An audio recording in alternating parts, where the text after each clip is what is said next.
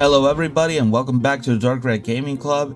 So this is going to be a new type of video I wanted to try out, which normally I don't normally do this again because after 2025 I have stopped doing this type of experimental videos where I just try to do something new for the channel to see if it sticks or not. And obviously ever since 2025 with Jak and Daxter, Sonic Unleashed, and all other videos I tried before never worked, I essentially just stopped trying and I stayed with the only two franchises I stick the most. Well, two games to be fairly honest, and that one is obviously Friday Night Funkin' Rap Legacy and Sonic PO6, which I think PO6 might become the main game for the channel. Not because I don't like Friday Night Funkin' Rap Legacy as my mod and all that stuff. It's just that by the time I finish it, obviously the channel will then go radio silent with the whole thing because then I'm essentially done with the mod once I do the full release of it and then the expansions, which obviously before I called them DLC, but I think at this point I'm just gonna call them expansions. I might edit that in the Game Banana website. So today's video, I wanted to try out this little new review style for the discussion. This is gonna be like a category for the discussion type videos, and it's gonna be small reviews of my thoughts around like a certain event or anything. I might even do one for like how well a game has aged or something. And I think the first game I have in mind is Donkey Kong Bonanza actually, but that may be for another day. So Dragon Ball Legends finally is ending his 8th anniversary event with the after party, which is gonna be tomorrow actually. So now that the 8th anniversary is finally over, I'm going to see if this anniversary is by far the best anniversary of all time, and is it the best celebration in Legends history. And spoiler alerts, it is one of the best celebrations of all time. And I'm not saying it because I'm biased, because let's be fair here, these two characters right now in the picture you see here, Broly and Gogeta, are the main reasons why I love this celebration so much. And that's mostly because I'm a Dragon Ball Super Broly movie fanatic, man. I love that movie a lot from Dragon Ball, and it's still one of my favorite Dragon Ball movies of all time. But obviously I'm not here being biased. I think this anniversary was really good, even though I do think there's a lot of things about this anniversary that could be fixed for the next one. But overall, it was really good. So let's start by obviously the main theme of this thing, and that is the unpredictable 8th anniversary. Like I remember before the anniversary even started, this was the award they chose for this one, and let me tell you, they were kind of like a big successful on this, but also a gigantic clowns with this thing. I'll say this straight up, this anniversary was not overall unpredictable as they thought it was. First of all, we had the fact that part 1 started already, we knew who the characters were. You want to know the only thing unpredictable about it? Is that we did not know what the characters were gonna be about. So let's start with the first characters.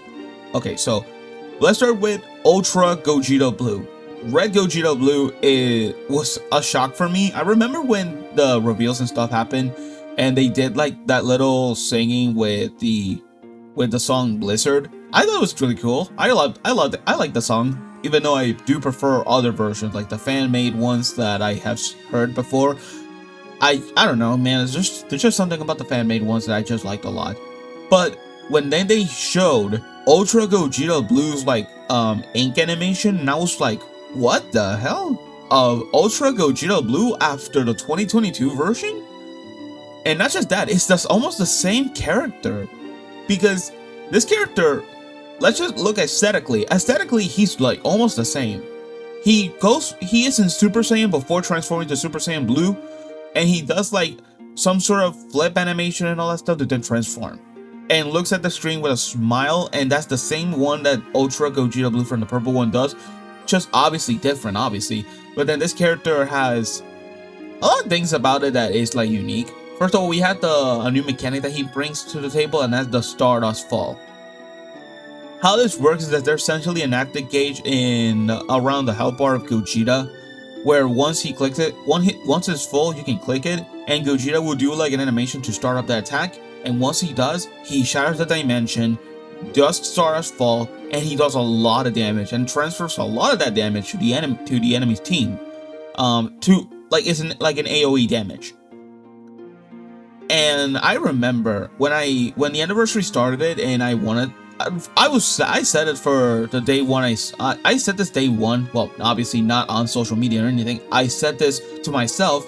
The first character I was gonna go is Gogeta Blue because I have horrendous luck with Ultra characters. So obviously I'm not gonna waste my time going for Broly, since I know Legends characters are less tedious to pull than Ultra characters. So expect my surprise when I went to Gogeta Blue's banner first, and I got him first try. I think it was either a Bardock or Trunks animation I got the character. I don't care which animation I got. The moment I saw either one of those two, it showed that I knew that I was going to get a character. So I ended up skipping the whole thing. I did not care to wait. I went there, I got the character, and I was obviously blown away. I did only one rotation with Gogeta, and I never got him again. That just shows how bad my luck is. I cannot get a double Gogeta. Then after that, once I got Gogeta, then I tested him out in PvP and all the other events that he's in, and I had really a lot of fun with him. I had a lot of fun with this character. He was really good. I mean, in PvP and especially in Proud Mode, he was insane. Like, you wanna know how insane he is? In Proud Mode, let me just remind you, he has Stardust Fall as, like, this thing is loading so quickly, not loading quickly. Let's see, where's the Stardust Fall mechanic? Here you are. So this happens, first of all. It pushes a unique gauge, which is a guard type, actually. This is the first time they brought the guard type thing since the beta, actually. So both Broly and Gogeta have this guard type unique gauge. That what happens essentially is that Gogeta needs to get hit with a blast card and he needs to stand still in order to deflect it, and then if you double tap, you do a tap, you actually can do damage, but you cannot combo out of it. So, and also if you get hit, it also consumes. If you get hit by anything else, it consumes, but it also does a lot of stuff like healing and all that stuff. So Gogeta has guard action A, which obviously only guards against blast cards. You cannot do this with greens and blues that are like blast attacks, you know.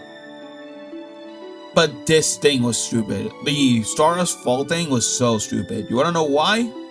Because essentially, put this in your imagination back when this character released. You essentially are fighting a character like, say, Legend Ultra Villain Super Rose, or whatever the heck they call the character, and you're type neutral, and the rest of the team of the opponent is a little bit off on health, like say 50%. You will expect Gogeta to do a lot of damage to the Rose, and then put the rest of the team in 1 health. That's essentially what happens, and in Proud Mode is insane because the damage of it is insane. And since back in the part 1, every fight got the timer, you essentially won by landing this and then the Rising Rush. That's how stupid it was. And I say that's stupid in a good way, because this character was super fun to use. But you want to know who was the most fun character to use? Broly. Broly, in my opinion, was the most fun character I used. But overall, pulling him was such a nightmare. You want to know how many crystals it takes to actually do the pity thing? So they essentially changed the pity system a little bit for this one, for the anniversary, to make it to where if you do get the character, the pity resets instead of just like ending it. So imagine this. I got Broly out of pity. How many crystals does that take? I'm waiting. 40,000 crystals.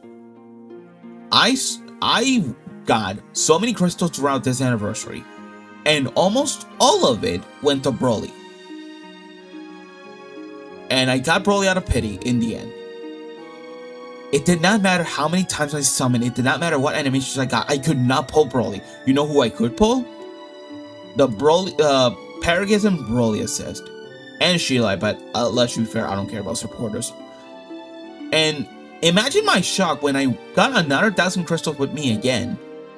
And I went to summon on Broly again to see if I could get another dupe of him. I was like sarcastically saying, yeah, I'm not gonna get another copy. And lo and behold, I did get another copy of Broly. So this was my first ever Legends character. I actually just pulled it like twice. I was frustrated when I got that. It would not because I was frustrated to get Broly. I was frustrated on the main fact that I could have gotten Broly a lot sooner through an animation. But no, I got him out of pity, and then I got another copy of a summons. That's how stupid it was, especially when I got Paragus and Shilai. That's how stupid it was. And I think by far the Broly banner was by far the worst that treated me so far. Gogeta was obviously nice to me. They gave me the character on my first try, but Broly had no excuse. They gave me this character out of pity, dude. It was painful, dude. And then we had the rest of the events. What are the events that we had here? We obviously had let me go to the news here. I think I remember we had this event, the celebrate the 8th anniversary ultimate champion bonus, which how it essentially works is that we only had 8 seasons for this, and you had to do each one to get like 100, 150, 200, 250, then to the end you get 300. That was so many crystals back in the day. You get 1,000 for each one. That was essentially what helped me a lot with the summons, dude, because if it wasn't for that, I would have never gotten Broly. And speaking of Broly, because I forgot to mention this about this character is essentially a defensive type character that wants to get hit in order to transform. How the multi-transformation works is that Broly needs to get hit to fill up the unique gauge, to then transform into, he starts in Ikari, then he goes to Super Saiyan, and then at the end he goes full power.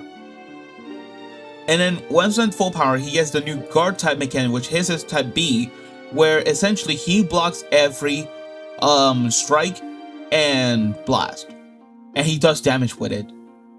But you cannot combo out of it. Last I checked, you cannot combo with this one. Let me check actually. Let me double check if you can combo with Broly. Let me go to full power. And let's see, guard type. Yeah, you cannot combo with him. You cannot combo with him. That's the one drawback with these guard type mechanics, that you cannot combo with them. But essentially, it's just like a failsafe, and if you don't have any cards with you or anything, and the opponent just does something dumb.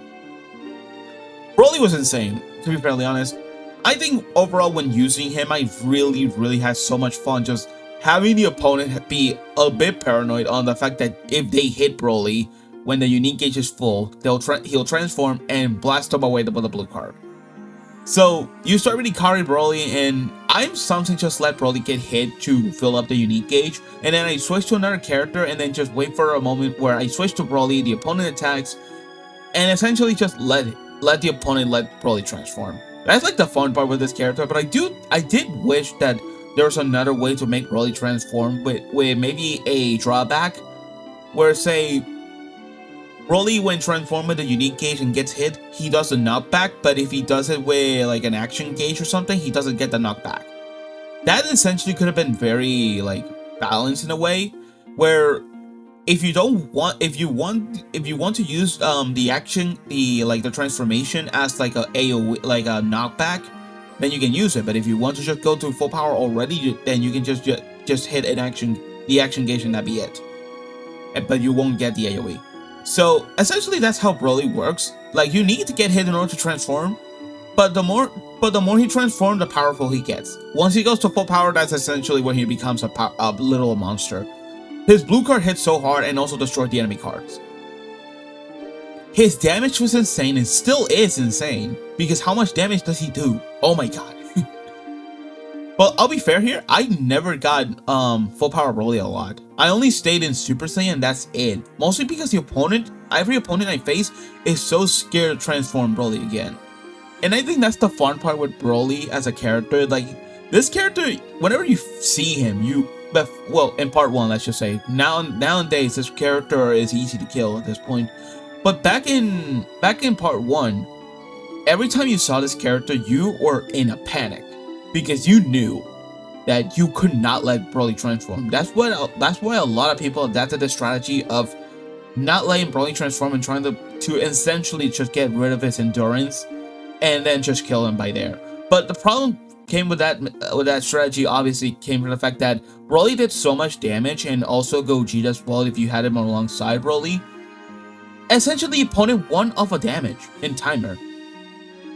So obviously, the main thing you have to do is that stop caring about if Broly transform or not. At this point, you just have to accept that, like it or not, Broly will transform either way. So you have to just swallow your pride and obviously just let Broly transform and find out other ways to kill him as quickly as possible. But that essentially means that you need Broly as well. So part 1, in my opinion, best part 1 of all time. Essentially the best one.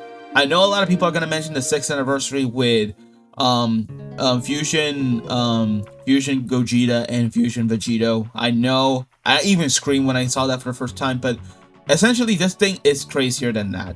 An Ultra part 1, multi-transforming character. Like, dude, can you compete with this? The answer is hard no. And I do hope for the 9th anniversary they go for something even crazier. Because, let's be fair here, I really thought Gogeta was also going to be a multi-transforming unit, but he did not end up being that, so I'm hoping for that for any other parts in another event. So, part 1 out of the way, let's go to part 2. By far, in my opinion, my least favorite. My least favorite part in this entire anniversary. And I'm pretty sure I'm not in the minority here. I do think that part 2 was essentially just a nothing burger. Let's just be fairly honest. So this part 2 came out in June 17. Reveals and stuff happened in the 16, and we got 2 characters. Well, essentially, 3. We got a new Trunks and Gohan. That is one of the first tag Legends characters, and a hero Pan. Someone tell me why exactly Pan is here. She's a superhero character, and the character they picked for the game original is a Future Saga character. Somebody explain this to me. Why does this happen? Also, Gohan is here, and you know what's gonna happen. If you have played the game, you know that this game just loves Gohan. But then we got this one. This was what made me excited for this part 2, and it was Super Saiyan God Shallot. And yes, I call him like that, Shallot, because obviously Shallot is in the game, and that's one O instead of E. So Shallot was revealed, and I was super happy. Although there was heavy controversy with this character, and that's because aesthetically, this character is the definition of mediocre. So a lot of his animations are essentially the same ones from the story mode. Even though he's a Legends character and he has some new ones, especially his LF, the model is exactly the same. The art style, a lot of people found it out that it's almost the same as the one from Gogeta Blue from the 6th anniversary, except just like flipped. And overall, the mechanics of this guy is the fact that he goes into the light element when he's facing a purple character. It's just simply just a worse version of going type neutral, to be fairly honest. And he has a blue card that is it's a gambling. Like, it's a gambling that you can get the feint, you can get the no switch, you can get the destroy, not allowing the enemy to heal anymore, and essentially a lot. If you got say 3 blue cards, you can actually get the feint and the lock-in. But again, it's a gambling because you don't know which one you're getting. It made it fun, I'll be fairly honest, when I got the character, but I don't know, man. It was something about this character, but there's something about this character I just didn't like. Aesthetically, he's just super lazy. Like, he was super lazy. And Trunks and Gohan just made me fear for another Gohan, because I essentially just stopped, I just did not care about Gohan, dude. I knew from the moment I saw Gohan, I just knew, yeah, this character is gonna be the best in the game. And guess what? This Trunks and Gohan is one of the best units in the game before the Part 3 characters came out. And also didn't help that also at all when they revealed that Super Saiyan God Jillet was also gonna get a character finally. This character is the definition of trash. This character was so bad. I read his kit the night he came out, and I was like, okay, what essentially is this unit about? Like, he has nothing on his kit. Like if you go to his kit now, you can see that like he does nothing. Like, he essentially just does nothing. And so I was disappointed from Shallot being a copy and paste of his original one from story mode. I was disappointed by the fact that we were getting another Gohan, even though maybe I would have wanted if it was Beast Gohan or something like that with Orange Piccolo. That would have been actually pretty cool. But no, we got a future Trunks and Gohan with a pan that makes no sense. Giblet was trash, and Shallot was overall just a copy and paste of the story mode version. But hey, my summons went well with this character because I essentially got Shallot all, like, again, with similar to Gogeta, I got him on my first try. I literally could not tell you how shocked I was when I saw again that I was gonna get Shallot again. Shallot, he had a supporter with him. And I normally have such a ginormous good luck with every supporter because I essentially have every supporter in the entire game. I have every supporter in the entire game. Like, let me go back here. We're all the supporters. I have Bulma and Jaco. I have Shilai. I have Supreme Kai. I have Tora. I have Hercule. I have Gohan. I got every single one, dude. And so for the fact that I got Shallot on my first try, it was amazing. And I did get Bulma and Jaco on a second rotation when I tried to pull another Shallot, but I did not get another Shallot, and I only got one copy of this guy because, again, I don't care about supporters. And then with the Gohan and Trunks banner, I did not get a horrendous luck like Broly, but I just kept pulling Pan. I did end up getting these characters, and of course, they are stupid. Shallot, like I said, is a gambling blue card character. Like, he has one gimmick, and that's the fact that you want to hit the opponent, then use the green, and then use the blue to see which one are you getting. Are you getting the no switch, the feint, or the help of the enemy? Essentially, that was basically it about Shallot. He did get an ultimate, of course, but that nobody cares. And then Trunks and Gohan, they essentially just do damage. That was it. They had so many mechanics to get more cards and all that stuff. They had this interesting Legends action where if you do the Legends action to go above, you essentially had the nullification, like the endurance nullification with which is done alone, and then you could use that with a blue card since it lasts 3 timer counts. Does it last 3 timer counts? Let me check actually. Oh, let me load to this guy. Legends action. Where is it? Hello, where is it? I don't see it here. I don't see it. Where is it? Where is this? Let me switch to Gohan to see if I can see it here. I don't see it, but either way, what this character essentially did is that if you're in the low area, if they hit you with a Legends action, they get a guaranteed blue card. They get 50 ki, and they can launch that and essentially nullify your endurance because of it. And it didn't matter if you had the let me showcase this as well. It didn't matter if you had this character with his unique equip. This character was still gonna destroy Goku Black, simply for the fact that their Legends action activated their endurance nullification for 3 counts. That's it. That's how stupid it is. That's how stupid they were. The events, I'll say it, I think the events were really fun. I remember when I got Shallot, I went immediately into this summon because you can get another copy of Shallot to push him to 7 stars. And then I got Giblet afterward, but then after I saw Goresh play with him, and I saw other people play with Giblet, I did not even try. I did not even try to play with Giblet. I knew he was so garbage. He was bad, like really, really bad. I essentially did not play with him. But hey, at least we got new plates and all that stuff. Even the card sleeves. All the events here were fun overall. I think.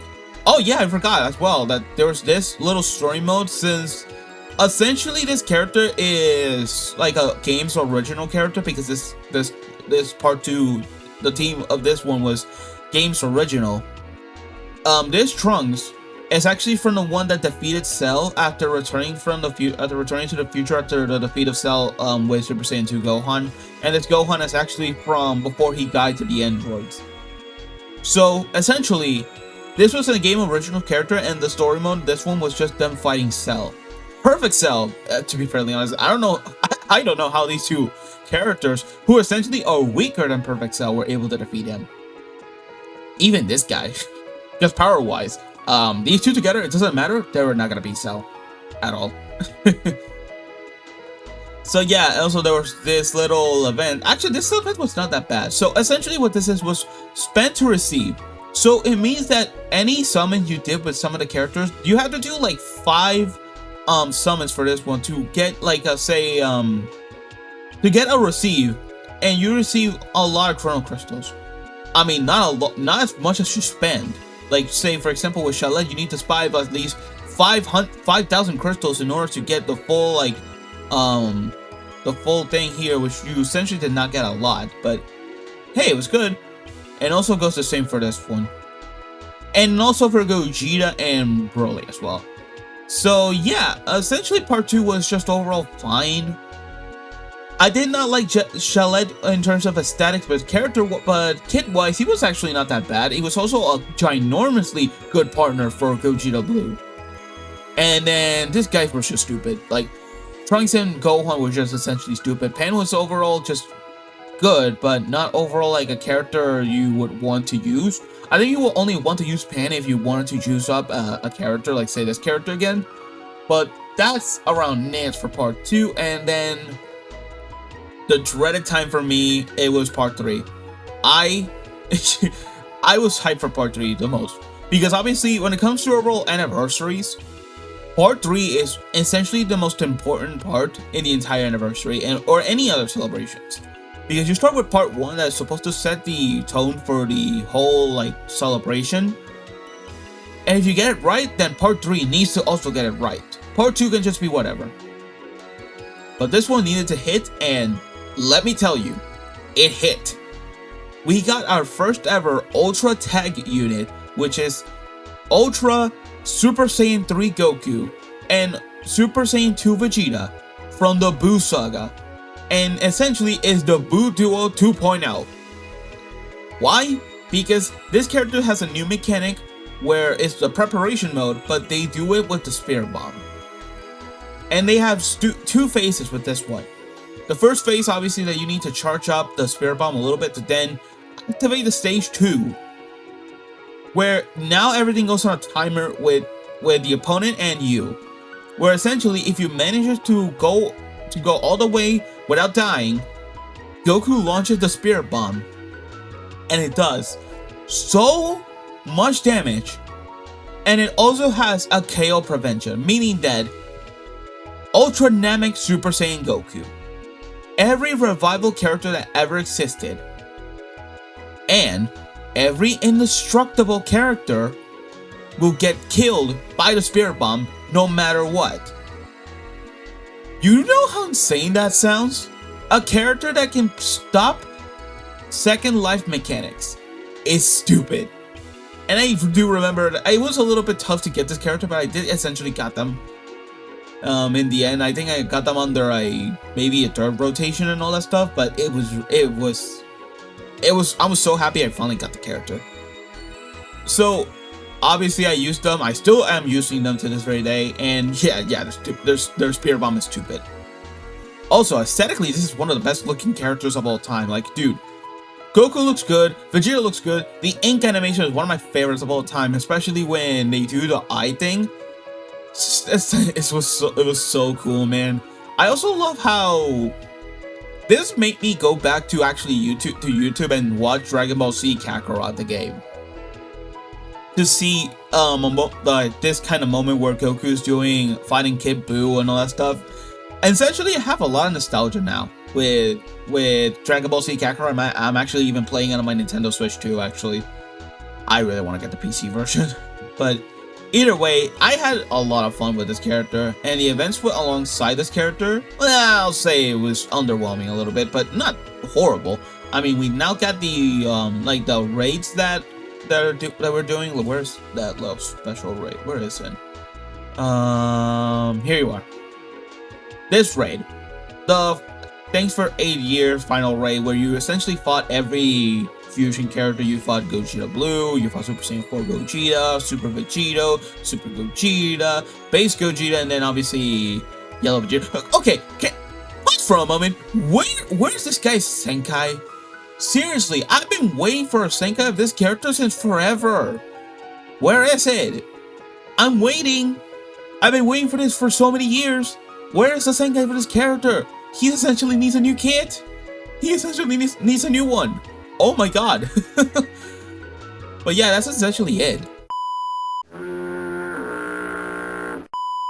Okay, I had to do a quick pause here because there's just some people in this house that just don't know when to remain silent with the doors. Anyway, with that being said, what do I think of the 8th anniversary thus far? I mean, did I have to spell it out again? It is the best celebration of all time.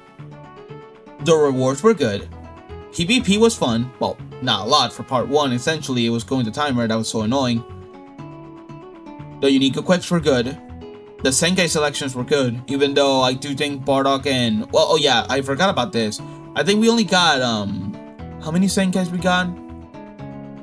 For this one, we got Goku and Bardock. Where are they? Here you are. There, we got this guy, and then we got Purple Revival Gohan. Where the heck is that monster? Where are you? Where is it? Found you. Here you are. What other Senkai did we get up during the anniversary? Actually, I don't remember what character we got during that part. Yeah. Oh, yeah. Majin Buu and Hercules assist, but I still have not used them because I don't have them completed yet, so I'm not gonna bother with them. And yeah, a lot of Ultra Banners were returning. We got a lot of rewards in here as well. The events were fun and all. Yeah, I mean, what else can I say? This was essentially the best anniversary of all time. Like, the character picks were good. I do think aesthetically they could have been a little better. Shallot and some other could not be Gohan. But overall, I do think this part has been one of the best by far. The events were good. The characters were good. PvP was fun for some of it. And overall, it was just really good. I would say for criticism, if I would have to tell them something, I would just say, keep doing what they do for part 1 all the time, and that's essentially to do something new to set the tone for the anniversary and or Legends Fest as well. And then for part 2, do not do this ever again. Do not do copy and paste. And stop with the Gohans, please. It's not funny at all. It's not funny at all. Stop being biased with Gohan. Start being biased maybe with somebody else. And yeah, and for Ultras, at this point, we are already in the era where one character for part 3 is not enough. We need another one. Not another Ultra. I think if we had to do for something else, I would say a sparking character. I would say a sparking character, like say sparking, let's see, Ultimate Gohan. Well, no, actually, no, what am I saying? I would say maybe even a supporter as well, even though I don't care for supporters. A supporter like Adult Dende. Or, I don't know, just another character that's just not one character for part 3. That's all around it. And the events, I'll be fairly honest, they had to try some new events as well. They had to do more experimentation with more events to see which one is more fun and which ones are not. Because PvE is not like overall a place where you say, oh, let me go to PvE, it's gonna be so fun. The answer is hard no. You only go to PvE to just get Chrono Crystals. That's it. You don't go to PvE just to say, I'm gonna have fun with just playing all these events with all these bots that do nothing. They're easy fodder. Like, no, you're not that kind of people. If you like that kind of stuff, then you're super boring. Go PvP, because PvP is the only place that you can actually just have fun fighting other people that actually are more skilled than a bot. I think that's maybe essentially it. I would give a 9 out of 10 for this 8th anniversary, just the same as I did for the 6th anniversary. Even though I think the 6th anniversary had this one tiny issue, and that was the server issues. My god, that server issue back in the 6th anniversary was so bad. I think that's why I just cannot put that anniversary higher than this one, because this one has little issues with the servers. The only issues obviously were that some decisions, like example Chalet again. If I go for a third one with Chalet, I'm just gonna lose it. But this anniversary's only issue were some of the decisions that they did weren't that good. There are some decisions that they did in this anniversary were just not that good. And also, can we please just do more options with the web store that they were doing? I cannot use the web store anymore because my account is not a Bandai account. Oh my god, I just wish at this point somebody could just call them out for it, please. Give us more options with that, because seriously, it's so stupid. But that's essentially it. 9 out of 10, best celebration of all time. Let's hope Legends Fest 2026 is actually a lot better. And tell me your thoughts on this anniversary either way, because I want to see. Was it the most unpredictable? No. Was it good? Absolutely. This anniversary was one of the best. So yeah, tell me your thoughts around this anniversary, and hope you like this video, and I hope this video does well so that I can maybe continue all this stuff, because I actually do have plans for maybe doing like how well a game has aged type of video, or a discussion where I talk about like a game like say Donkey Kong Bonanza, to talk about how well it aged and all that stuff. So hope you like this video, and I'll see you all in the next one.